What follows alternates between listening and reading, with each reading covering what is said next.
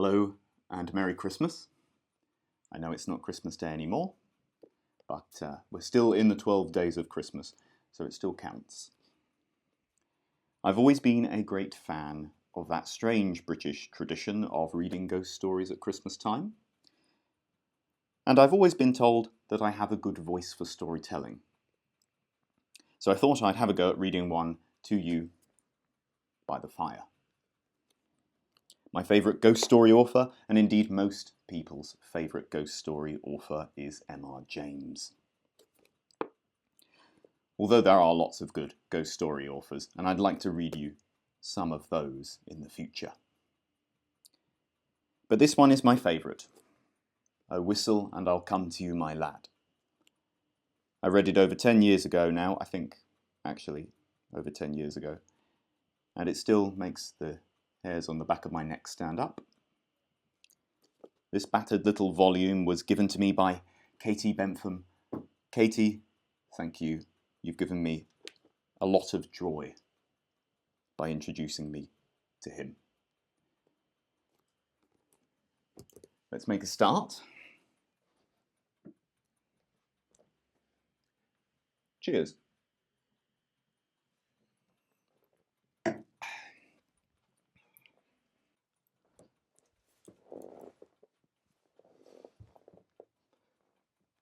"O whistle and I'll come to you, my lad." "I suppose you will be getting away pretty soon now full term is over, Professor," said a person not in the story to the Professor of Ontography soon after they had sat down next to each other at a feast in the hospitable hall of St. James's College. The Professor was young, neat, and precise in speech. "Yes," he said, "my friends have been making me take up golf this term, and I mean to go to the East Coast, in point of fact to Burnstow, I dare say you know it, for a week or 10 days to improve my game. I hope to get off tomorrow."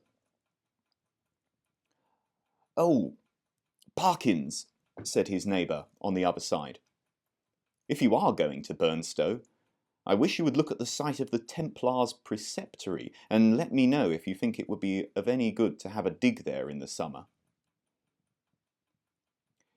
It was, as you might suppose, a person of antiquarian pursuits who said this.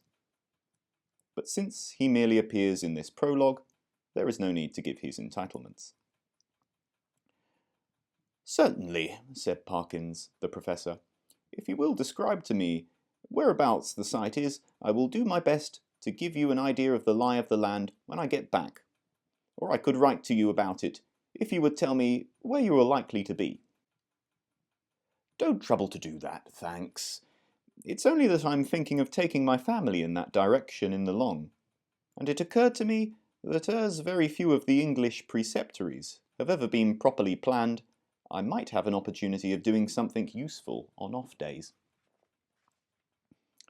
The Professor rather sniffed at the idea that planning out a preceptory could be described as useful.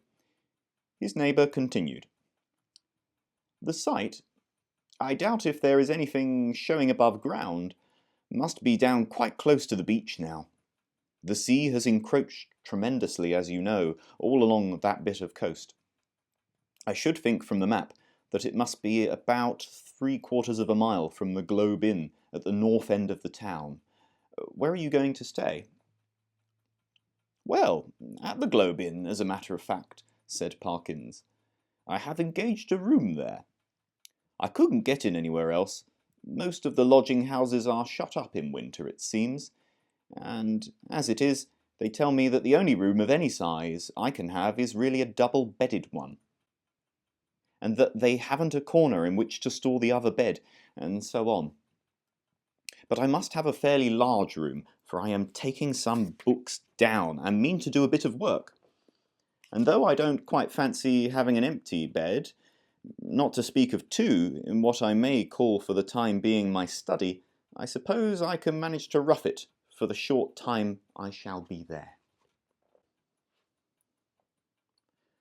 Do you call having an extra bed in your room roughing it, Parkins? Said a bluff person opposite. Look here, I shall come down and occupy it for a bit. It'll be company for you. The professor quivered, but managed to laugh in a courteous manner. By all means, Rogers, there's nothing I should like better, but I'm afraid you would find it rather dull. You don't play golf, do you? No, thank heavens, said rude Mr. Rogers. Well, you see, when I'm not writing, I shall most likely be out on the links, and that, as I say, would be rather dull for you, I'm afraid. Oh, I dunno. There's certain to be somebody I know in the place. But of course, if you don't want me, speak the word, Parkins. I shan't be offended. Truth, as you always tell us, is never offensive. Parkins was indeed scrupulously polite and strictly truthful. It is to be feared that Mr. Rogers sometimes practised upon his knowledge of these characteristics. In Parkins' breast there was a conflict now raging, which for a moment or two did not allow him to answer. The interval being over, he said, Well, if you want the exact truth, Rogers, I was considering whether the room I speak of would really be large enough to accommodate us both comfortably, and also whether, mind, I shouldn't have said this if you hadn't pressed me, you would not constitute something in the nature of a hindrance to my work. Rogers laughed loudly. Well done, Parkins, he said. It's all right, I promise not to interrupt your work. Don't you disturb yourself about that. No, I won't come if you don't want me, but I thought I should do so nicely to keep the ghosts off. Here he might have been seen to wink and to nudge his next neighbour. Parkins might also have been seen to become pink. I beg pardon, Parkins, Rogers continued. I oughtn't to have said that. I forgot you didn't like levity on these topics.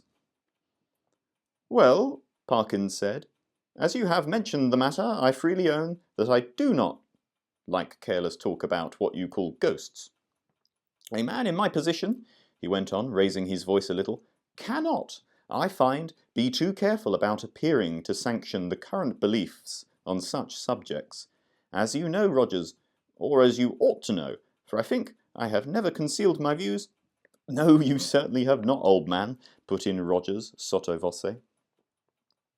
I hold that any semblance, any appearance of concession to the view that such things might exist is equivalent to a renunciation of all that I hold most sacred. But I am afraid I have not succeeded in securing your attention. Your undivided attention was what Dr. Blimber actually said, Rogers interrupted, with every appearance of an earnest desire for accuracy. But I beg your pardon, Parkins, I'm stopping you. Not at all, said Parkins. I don't remember Blimber. Perhaps he was before my time. But I needn't go on. I'm sure you know what I mean. Yes, yes, said Rogers rather hastily. Just so. We'll go into it fully at Burnstow or somewhere. In repeating the above dialogue, I have tried to give the impression which it made on me, but Parkins was something of an old woman, rather hen-like, perhaps, in his little ways, totally destitute, alas, of the sense of humour, but at the same time dauntless and sincere in his convictions, and a man deserving of the greatest respect. Whether or not the reader has gathered so much, that was the character which Parkins had. On the following day, Parkins did, as he had hoped, succeed in getting away from his college and arriving at Burnstow. He was made welcome at the Globe Inn, was safely installed in the large double-bedded room of which we have heard, and was able, before retiring to rest, to arrange his materials for work in apple pie order upon a commodious table which occupied the outer end of the room, and was surrounded on 3 sides by windows looking out seaward. That is to say, the central window looked straight out to sea, and those on the left and right commanded prospects along the shore to the north and south, respectively. On the south, you saw the village of Burnstow. On the north, no houses were to be seen, but only the beach and the low cliff backing it. Immediately in front was a strip not considerable of rough grass, dotted with old anchors, capstans, and so forth. Then a broad path, then the beach. Whatever may have been the original distance between the Globe Inn and the sea, not more than 60 yards now separated them. The rest of the population of the inn was, of course, a golfing one, and included few elements that call for a special description. The most conspicuous figure was perhaps that of a ancien militaire, secretary of a London club, and possessed of a voice of incredible strength, and of views of a pronouncedly Protestant type. These were apt to find utterance after his attendance upon the ministrations of the vicar, an estimable man, with inclinations towards a picturesque ritual, which he gallantly kept down as far as he could, out of deference to East Anglian tradition. Professor Parkins, one of whose principal characteristics was pluck, spent the greater part of the day following his arrival at Burnstow in what he had called improving his game, in company with this Colonel Wilson. And during the afternoon, whether the process of improvement were to blame or not, I am not sure, the Colonel's demeanour assumed a colouring so lurid that even Parkins jibbed at the thought of walking home with him from the links. He determined, after a short and furtive look at that bristling moustache and those incardinated features, that it would be wiser to allow the influences of tea and tobacco to do what they could with the Colonel before the dinner hour should render a meeting inevitable. I might walk home tonight along the beach, he reflected. Yes, and take a look. There will be light enough for that, at the ruins of which Disney was talking. I don't exactly know where they are, by the way, but I expect I can hardly help stumbling on them. This he accomplished, I may say, in the most literal sense, for in picking his way from the links to the shingle beach, his foot caught partly in a gorse root, and partly in a biggish stone, and over he went. When he got up, and surveyed his surroundings, he found himself in a patch of somewhat broken ground, covered with small depressions and mounds. These latter, when he came to examine them, proved to be simply masses of flints embedded in mortar and grown over with turf. He must, he quite rightly concluded, be on the site of the preceptory he had promised to look at. It seemed not unlikely to reward the spade of the explorer. Enough of the foundations were probably left at no great depth to throw a good deal of light on the general plan.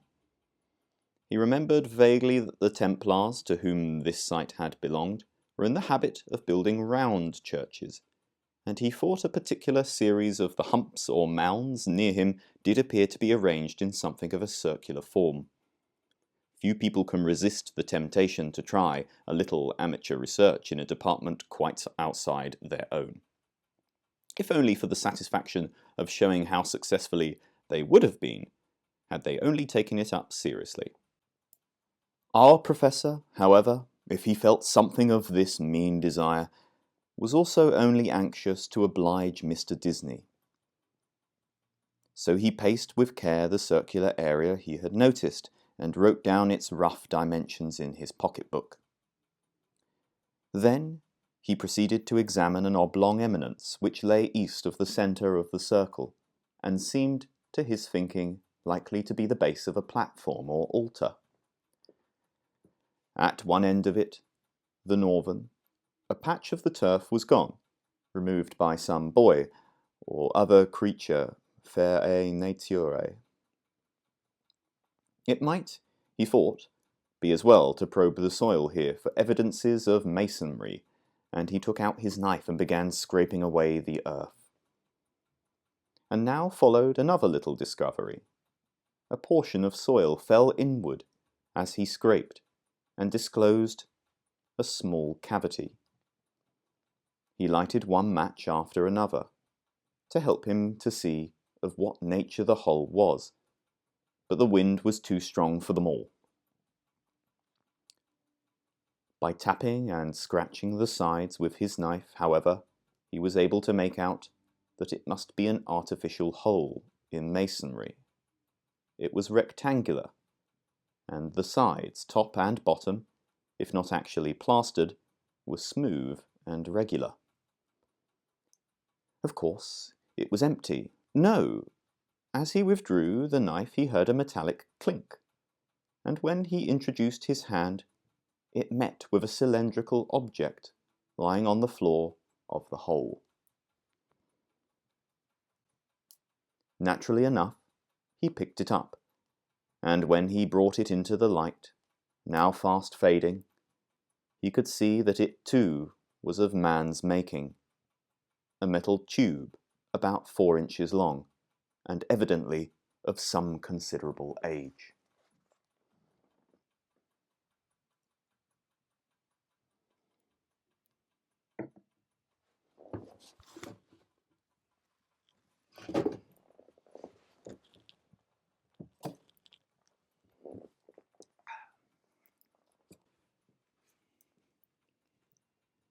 By the time Parkins had made sure that there was nothing in this odd receptacle, it was too late and too dark for him to think of undertaking any further search.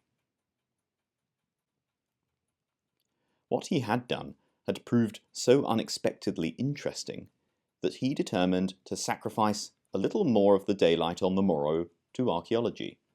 The object, which he now had safe in his pocket, was bound to be of some slight value at least, he felt sure. Bleak and solemn was the view on which he took a last look before starting homewards. A faint yellow light in the west showed the links on which a few figures moving towards the clubhouse were still visible. The squat Martello Tower, the lights of Aldesey village, the pale ribbon of sands intersected at intervals by black wooden groins, the dim and murmuring sea. The wind was bitter from the north, but was at his back when he got out of the globe. He quickly rattled and clashed through the shingle and gained the sand, upon which, but for the groins, which had to be got over every few yards, the going was both good and quiet.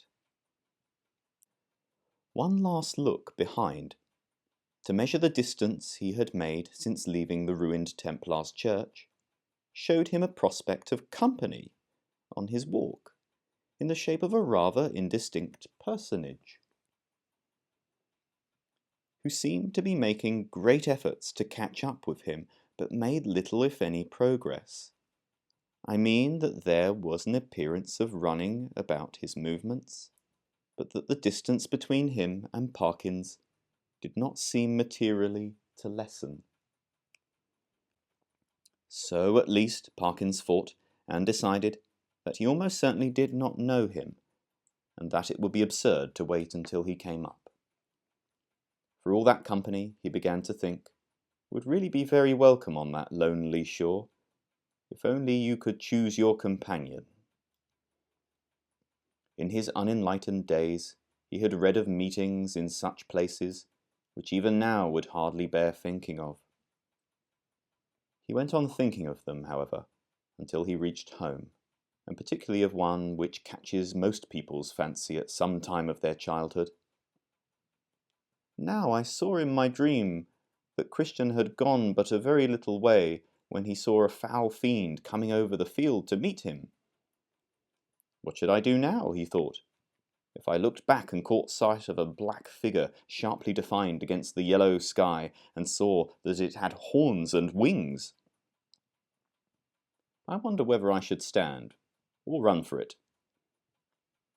Luckily the gentleman behind is not of that kind, and he seems to be about as far off now as when I first saw him.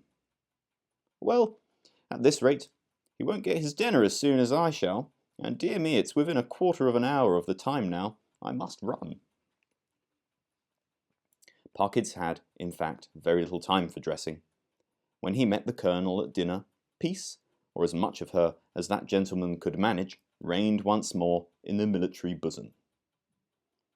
Nor was she put to flight in the hours of bridge that followed dinner, for Parkins was a more than respectable player. When, therefore, he retired towards 12 o'clock, he felt that he had spent his evening in quite a satisfactory way, and that even for so long as a fortnight or 3 weeks, life at the Globe should be supportable under similar conditions. Especially, thought he, if I go on improving my game. As he went along the passages, he met the boots of the Globe, who stopped and said, "Beg your pardon, sir, but as I was brushing your coat just now, there was something fell out of the pocket. I put it on your chest of drawers, sir. In your room, sir. A piece of a pipe or something of that, sir." "Thank you, sir. You'll find it on your chest of drawers, sir. Yes, sir. Good night, sir." The speech served to remind Parkins of his little discovery of that afternoon. It was with some considerable curiosity that he turned it over by the light of his candles. It was of bronze, now he saw, and was shaped very much after the manner of the modern dog whistle. In fact, it was, yes, certainly it was, actually, no more nor less than a whistle. He put it to his lips, but it was quite full of a fine caked-up sand or earth, which would not yield to knocking, but must be loosened with a knife. Tidy as ever in his habits, Parkins cleared out the earth onto a piece of paper, and took the latter to the window to empty it out. The night was clear and bright, as he saw when he had opened the casement, and he stopped for an instant to look at the sea and note a belated wanderer stationed on the shore in front of the inn. Then he shut the window, a little surprised at the late hours people kept at Burnstow, and took his whistle to the light again. Why, surely there were marks on it, and not merely marks, but letters.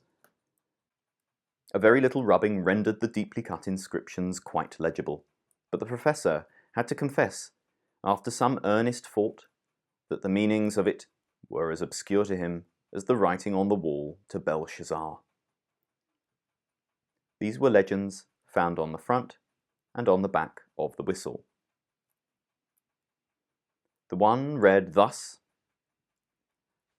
FLA FUR BIS FLE. The other, Quis est iste qui UNIT. I ought to be able to make it out, he thought. But I suppose I am a little rusty in my Latin. When I come to think of it, I don't believe I even know the word for a whistle. The long one does seem simple enough. It ought to mean, who is this who is coming?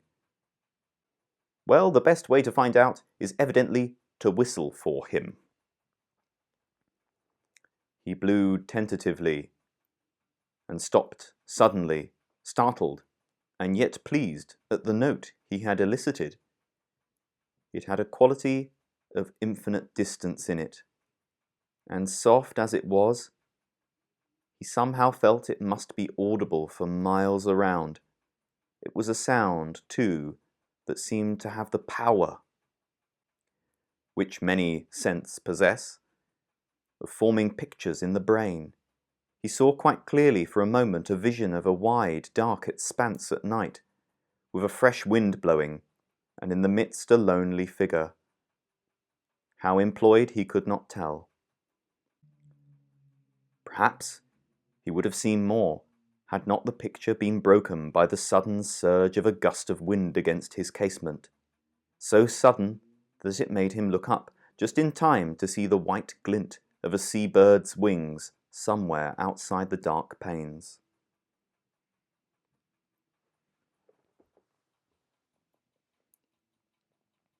The sound of the whistle had so fascinated him that he could not help trying it once more, this time more boldly. The note was little, if at all louder than before, and repetition broke the illusion. No picture followed, as he had half hoped it might. But what is this? Goodness! What force the wind can get up in a few minutes! What a tremendous gust! There! I knew that window fastening was no use. Ah! I thought so, both candles out. It's enough to tear the room to pieces. The first thing was to get the windows shut. While you might count 20 Parkins was struggling with the small casement, and felt almost as if he were pushing back a sturdy burglar, so strong was the pressure. It slackened all at once, and the window banged to and latched itself. Now to relight the candles and see what damage, if any, had been done. No, nothing seemed amiss. No glass even was broken in the casement. But the noise had evidently roused at least one member of the household. The Colonel was to be heard stumping in his stockinged feet on the floor above and growling.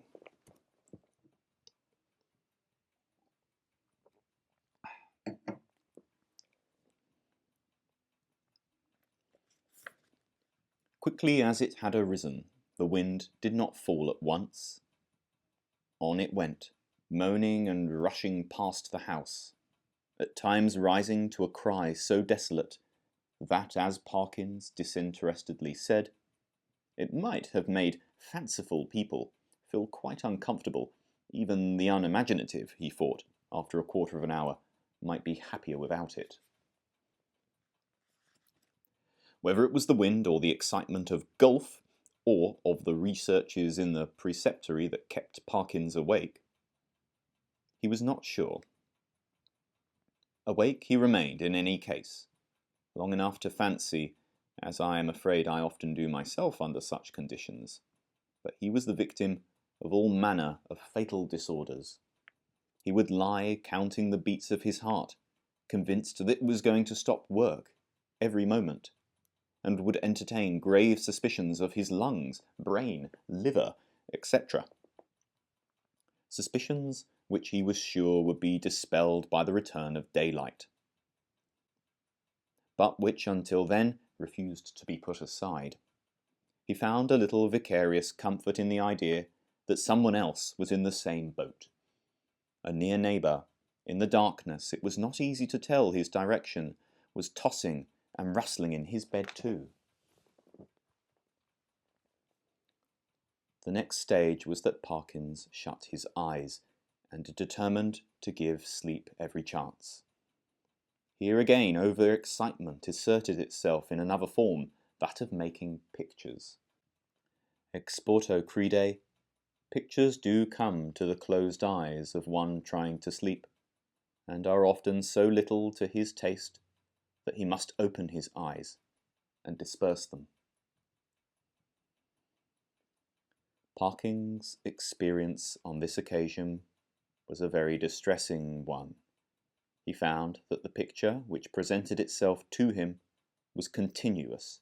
When he opened his eyes, of course it went, but when he shut them, once more it framed itself afresh and acted itself out again, neither quicker nor slower than before.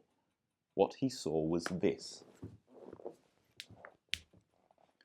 a long stretch of shore, shingle edged by sand, and intersected at short intervals with black groins running down to the water.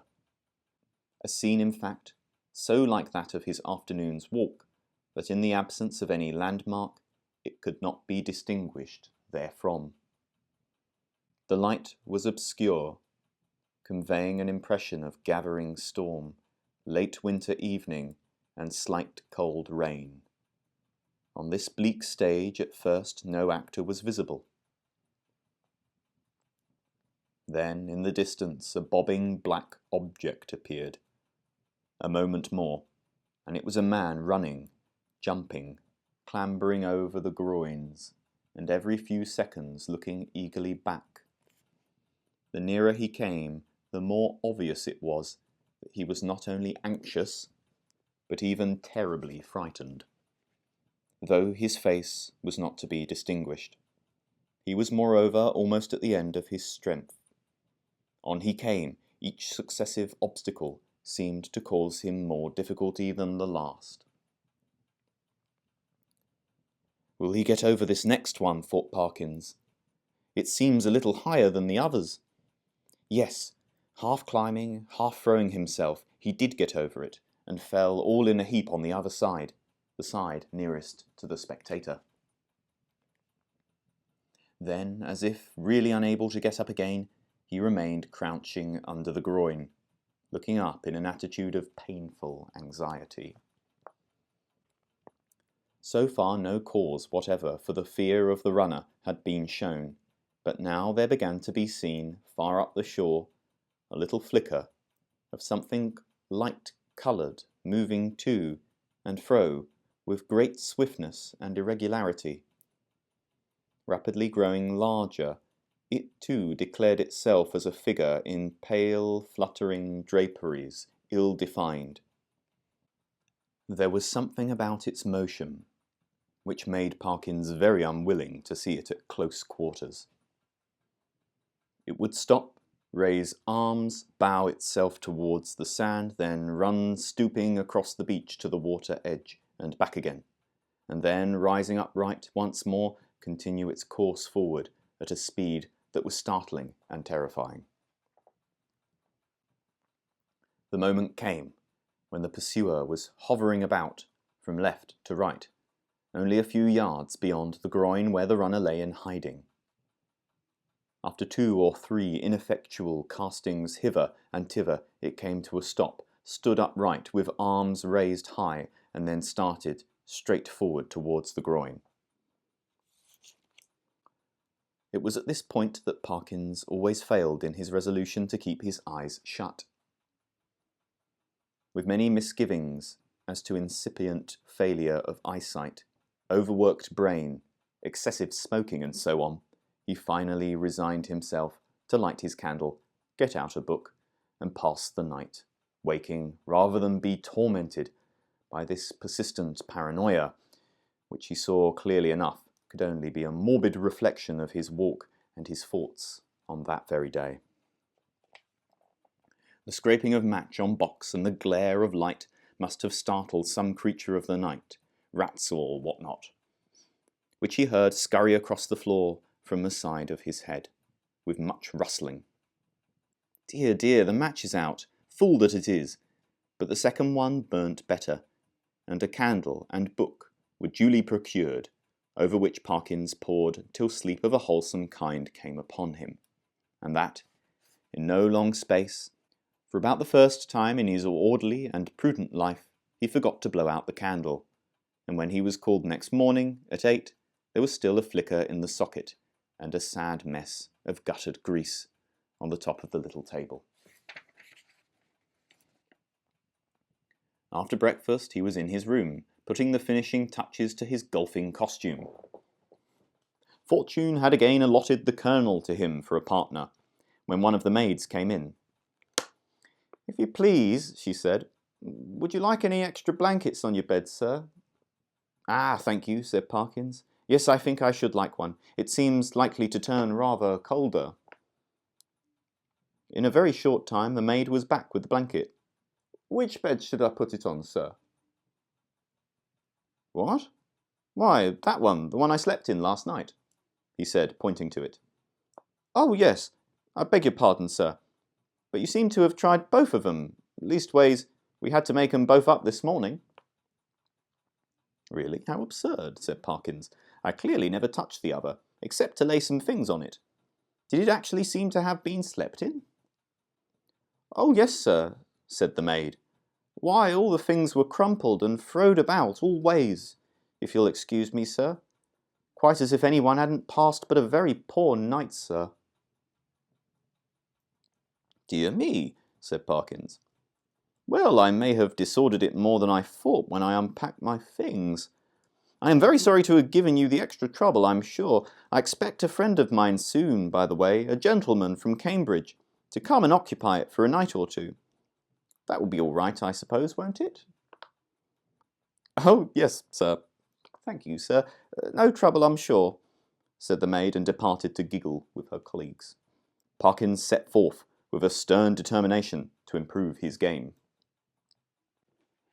I am glad to be able to report that he succeeded so far in this enterprise that the Colonel, who had been rather repining at the prospect of a second day's play in his company, became quite chatty as the morning advanced, and his voice boomed out over the flats, as certain also of our own minor poets have said, like some great burden in a minster tower.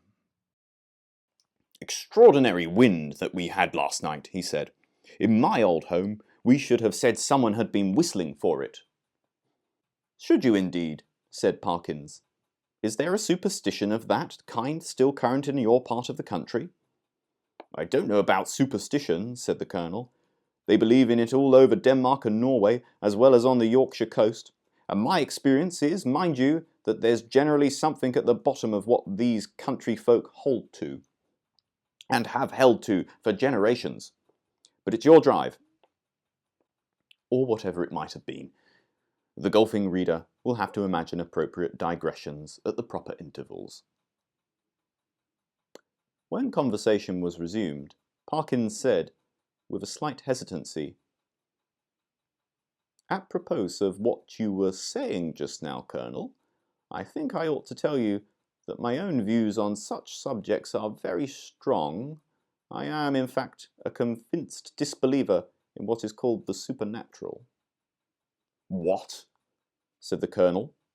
Do you mean to tell me you don't believe in second sight, or ghosts, or anything of that kind? In nothing whatever of that kind, returned Parkins firmly. Well, said the Colonel. But it appears to me, at that rate, sir, that you must be little better than a Sadducee. Parkins was on the point of answering that, in his opinion, the Sadducees were the most sensible persons he had ever read of in the Old Testament, but feeling some doubt as to whether much mention of them was to be found in that work, he preferred to laugh the accusation off. Perhaps I am, he said, but here, give me my cleek, boy.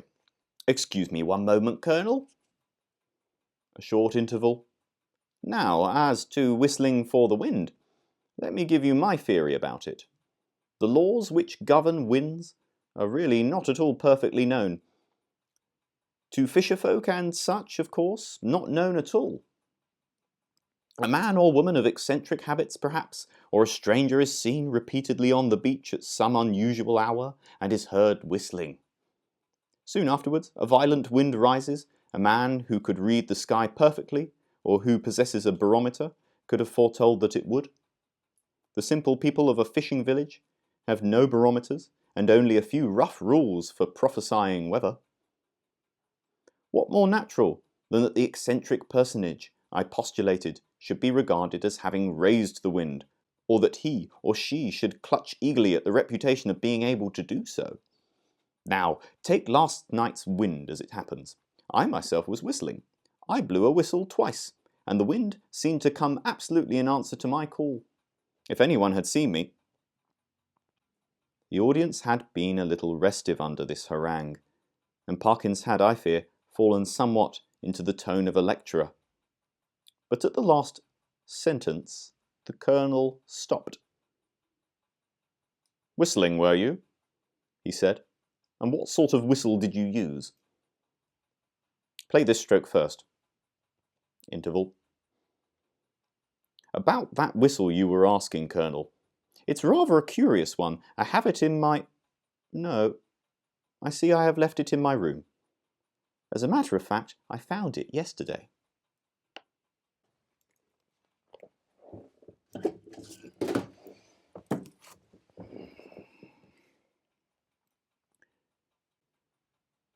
And then Parkins narrated the manner of his discovery of the whistle, upon hearing which the Colonel grunted, and opined that, in Parkin's place, he should himself be careful about using a thing that had belonged to a set of papists, of whom, speaking generally, it might be affirmed that you never knew what they might not have been up to. From this topic he diverged to the enormities of the vicar, who had given notice on the previous Sunday that Friday would be the feast of St. Thomas the Apostle, and that there would be a service at 11 o'clock in the church. This and other similar proceedings constituted in the Colonel's view a strong presumption that the vicar was a concealed papist, if not a Jesuit, and Parkins, who could not very readily follow the Colonel in this region, did not disagree with him. In fact, they got on so well together in the morning that there was no talk on either side of their separating after lunch. Both continued to play well during the afternoon, or at least well enough to make them forget everything else until the light began to fail them. Not until then did Parkins remember that he had meant to do some more investigating at the preceptory, but it was of no great importance, he reflected. One day was as good as another. He might as well go home with the Colonel. As they turned the corner of the house, the Colonel was almost knocked down by a boy who rushed into him at the very top of his speed, and then, instead of running away, remained hanging on to him and panting. The first words of the warrior were naturally those of reproof and objurgation, but he very quickly discerned that the boy was almost speechless with fright. Inquiries were useless at first. When the boy got his breath, he began to howl, and still clung to the Colonel's legs. He was at last detached, but continued to howl. "What in the world is the matter with you? What have you been up to? What have you seen?" said the two men. "Oh, I seen it wave at me out the window," wailed the boy, "and I don't like it." "What window?" said the irritated Colonel. "Come, pull yourself together, my boy." "The front window it was, at the hotel," said the boy. At this point, Parkins was in favour of sending the boy home, but the Colonel refused. He wanted to get to the bottom of it. He said it was most dangerous to give a boy such a fright as this one had had, and if it turned out that people had been playing jokes, they should suffer for it in some way.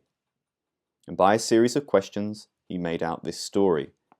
The boy had been playing about on the grass in front of the globe with some others, then they had gone home to their teas. And he was just going when he happened to look up at the front window and see it a-waving at him. It seemed to be a figure of some sort, in white, as far as he knew. Couldn't see its face, but it waved at him. And it weren't a right thing. Not to say, not a right person. Was there a light in the room? No, he didn't think to look if there was a light. Which was the window? Was it the top one or the second one? The second one it was. The big window. It's got two little ones at the side. "Very well, my boy," said the Colonel after a few more questions. "You run away home now. I expect it was some person trying to give you a start. Another time, like a brave English boy, you just throw a stone. Well, no, not that exactly, but you go and speak to the waiter, or Mr. Simpson, the landlord, and, yes, and say I advised you to do so." The boy's face expressed some of the doubt he felt as to the likelihood of Mr. Simpson's lending a favourable ear to his complaint. But the Colonel did not appear to perceive this, and went on. "And here's a sixpence. No, I see it's a shilling. And you be off home, and don't think any more about it." The youth hurried off with agitated thanks, and the Colonel and Parkins went round to the front of the globe and reconnoitred. There was only one window answering to the description they had been hearing. "Well, that's curious," said Parkins. "It's evidently my window the lad was talking about. Will you come up for a moment, Colonel Wilson? We ought to be able to see if anyone has been taking liberties in my room." They were soon in the passage, and Parkins made as if to open the door. Then he stopped and felt in his pockets. "This is more serious than I thought," was his next remark. "I remember now that before I started this morning I locked the door. It is locked now, and what is more, here is the key." And he held it up. "Now," he went on, "if the servants are in the habit of going into one's room during the day when one is away, I can only say that, well, that I don't approve of it at all." Conscious of a somewhat weak climax, he busied himself in opening the door, which was indeed locked, and in lighting candles. "No," he said, "nothing seems disturbed." "Except your bed," put in the Colonel. "Excuse me, that isn't my bed," said Parkins. "I don't use that one, but it does look as if someone has been playing tricks with it." It certainly did. The clothes were bundled up and twisted together in a most tortuous confusion. Parkins pondered. "That must be it," he said at last. "I disordered the clothes last night in unpacking, and they haven't made it since. Perhaps they came in to make it, and that boy saw them through the window, and they were called away and locked the door after them. Yes, I think that must be it." "Well, ring and ask," said the Colonel, and this appealed to Parkins as practical. The maid appeared, and to make a long story short, deposed that she had made the bed in the morning when the gentleman was in the room, and hadn't been there since. "No," she said, "no other key. Mr. Simpson, he kept the keys. He'd be able to tell the gentleman if anyone had been up." This was a puzzle. Investigation showed that nothing of value had been taken. And Parkins remembered the disposition of the small objects on tables and so forth, well enough to be pretty sure that no pranks had been played with them. Mr. and Mrs. Simpson furthermore agreed that neither of them had given the duplicate key of the room to any person whatever during the day. Nor could Parkins, fair-minded man as he was, detect anything in the demeanour of master, mistress, or maid that indicated guilt. He was much more inclined to think the boy had been imposing on the Colonel.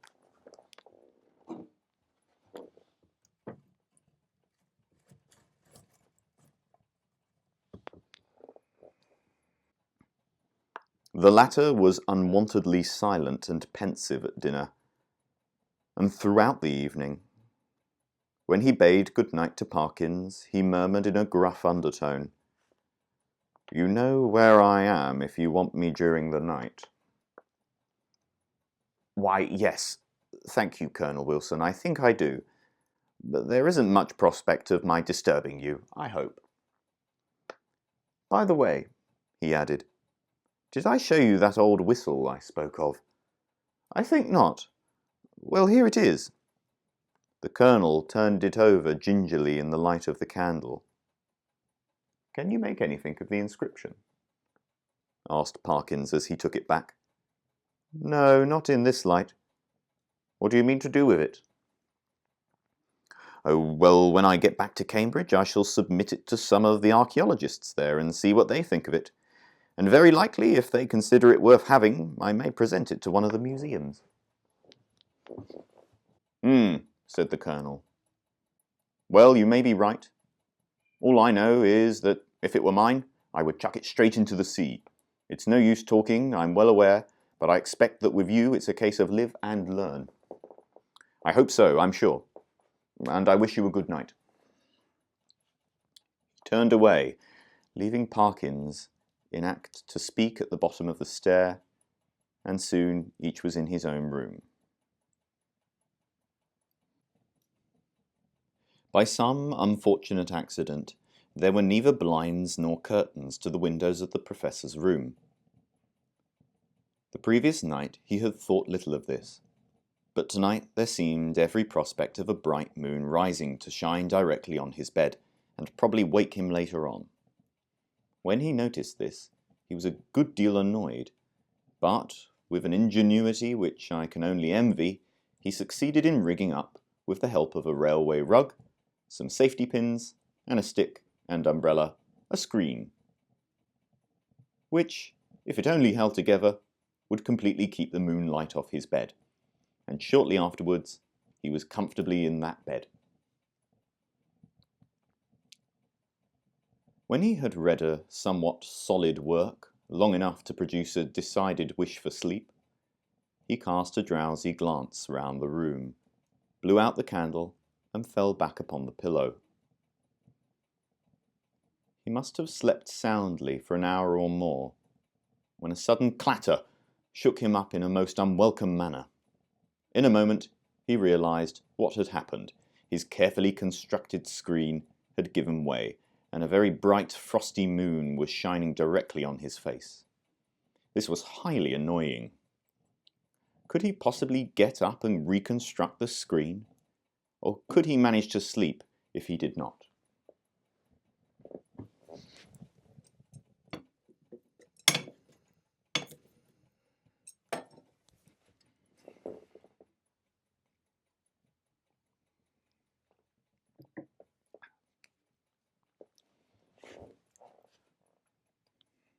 For some minutes he lay and pondered over the possibilities. Then he turned over sharply, and with all his eyes open, lay breathlessly listening.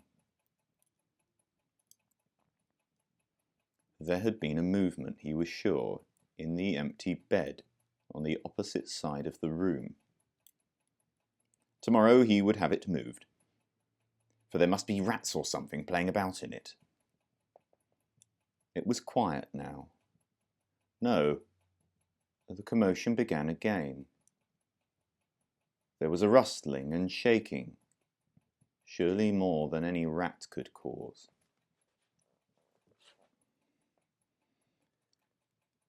I can figure to myself something of the professor's bewilderment and horror, for I have in a dream 30 years back seen the same thing happen.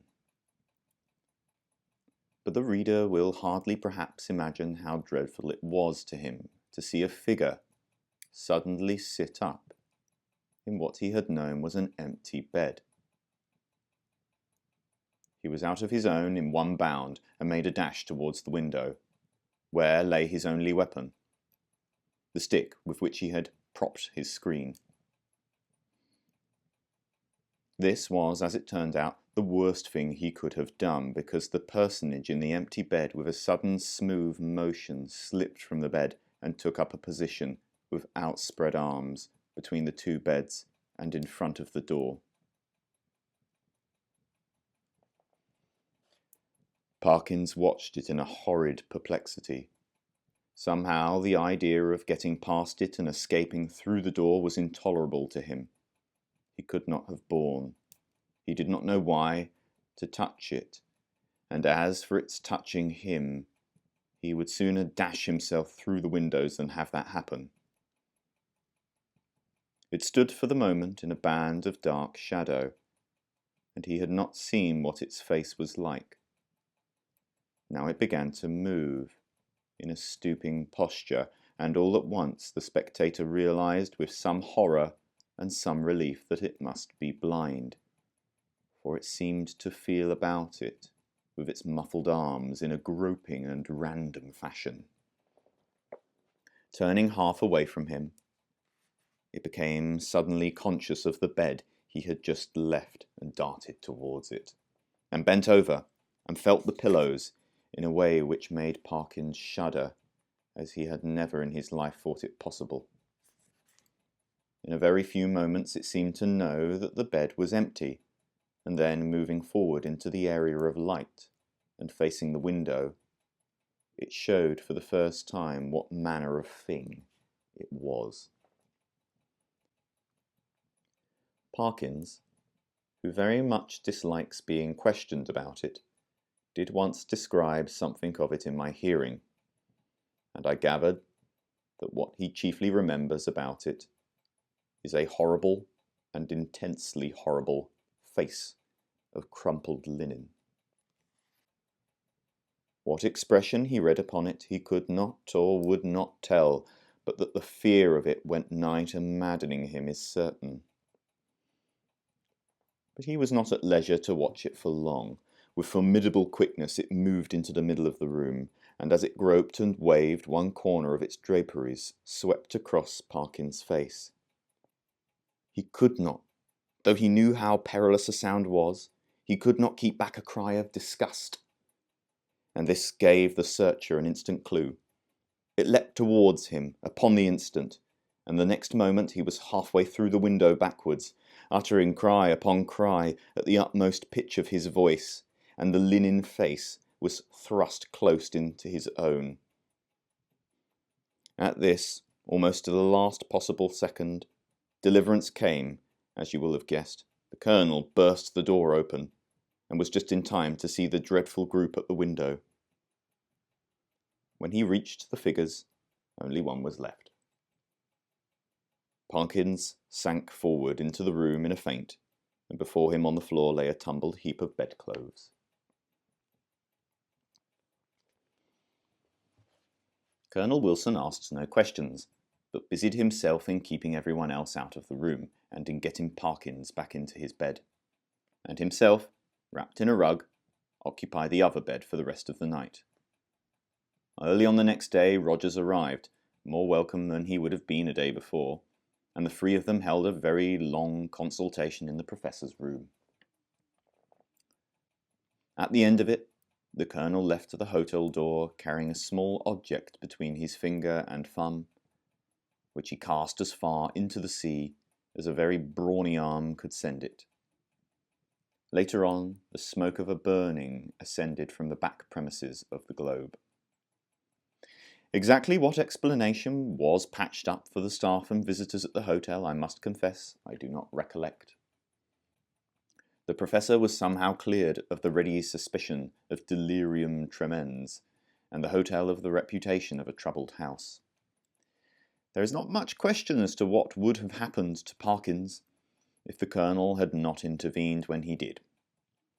He would either have fallen out of the window, or else lost his wits.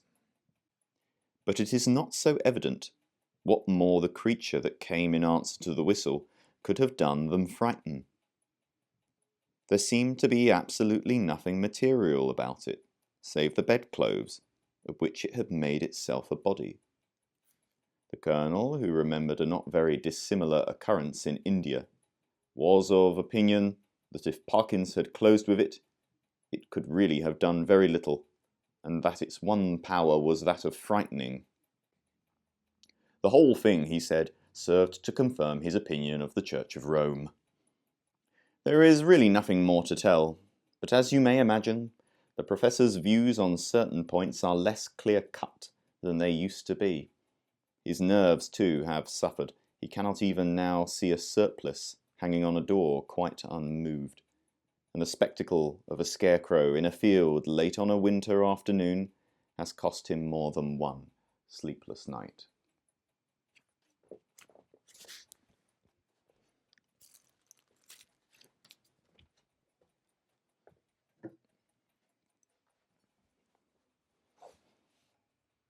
I hope you enjoyed that. I did. I think we're closer to New Year's than Christmas. Happy New Year. God bless.